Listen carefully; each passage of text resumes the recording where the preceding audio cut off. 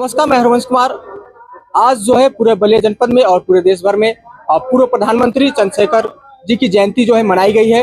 आज हमारे साथ बात करने के लिए युवा नेता और छात्र महामंत्री अमित सिंह जी मौजूद हैं। हम इसे जानना चाहेंगे, आज जो है जयंती मनाई गई है और उसके अवसर पर आप क्या लोगों को कहना चाहेंगे? आप क्योंकि आप युवा है और नेता भी है, तो लोगों को क्या कहना चाहेंगे?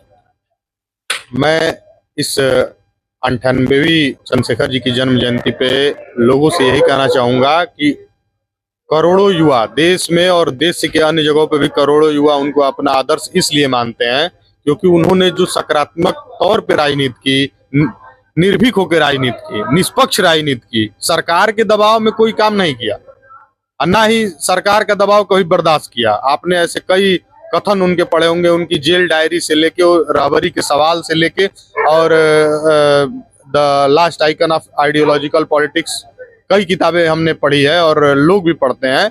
उन्होंने किस तरह से इस देश में राजनीति की दिशा और दशा बदली थी, ये वास्तव में एक सकारात्मक राजनीति की देन है। हाँ, युवा नेता होने के नाते आप सामाजिक सेवा भी करते रहते हैं, लोगों की हमेशा मदद करते रहते हैं। छात्र नेता होने के साथ साथ आप छात्र के जो उत्पीड़न हो रहा है, जो छात्रवृत्ति को लेकर हमेशा आप आवाज उठाते रहते हैं, तो क्या युवा तुर्क जो नेता थे चंद्रशेखर जी, उनसे क्या लोगों को सीखना चाहिए?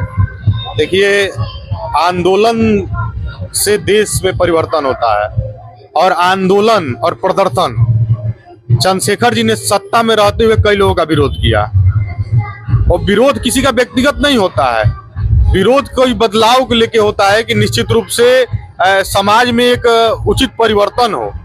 और हम लोग जो आंदोलन जो छात्रों को लेके करते हैं, निश्चित रूप से वो भी एक परिवर्तन की दिशा है। हम लोग जिले में महाविद्यालय और विश्वविद्यालयों में जो व्यवस्था थोड़ा सा कुंठित हो चुकी है, जो खराब व्यवस्था हो चुकी है, उस व्यवस्था को अच्छा करने के लिए, दुरुस्त करने के लिए, और ये छात्र संघ के लोगों को ऐसा करना भी चाहिए। ऐसे देश में युवा नेताओं को या नेताओं को जिनके नाम के आगे फलाना नेता लग गया, निश्चित रूप से उन्हें परिवर्तन के बारे में सोचना चाहिए और सकारात्मक परिवर्तन के बारे में सोचना चाहिए। जिस तरीके से प्रधानमंत्री की सोच थी कि दलित, पिछड़ों, अति गरीब लोगों का जिस तरीके से उनको अधिकारों को दिलाया जाए, उनकी मदद की जाए, उसके लिए वो कार्य भी करते थे और सरकार से लड़ भी जाते थे। तो आज के समय में जिस प्रकार से जो राजनेता जो कार्य कर रहे हैं अपने पद को रहते हुए भी, तो उनसे क्या सीखना चाहिए? देखिए, आज भी उनसे संबंध रखने वाले तमाम नेता अभी धरातल पे जिंदा हैं। आपके देश के प्रधानमंत्री नरेंद्र मोदी जी से भी उनका संबंध रहा है। आप बगल के प्रदेश में जाएंगे और बिहार में, वहाँ नीतीश कुमार जी भी हैं जो उनके शिष्य रहे हैं।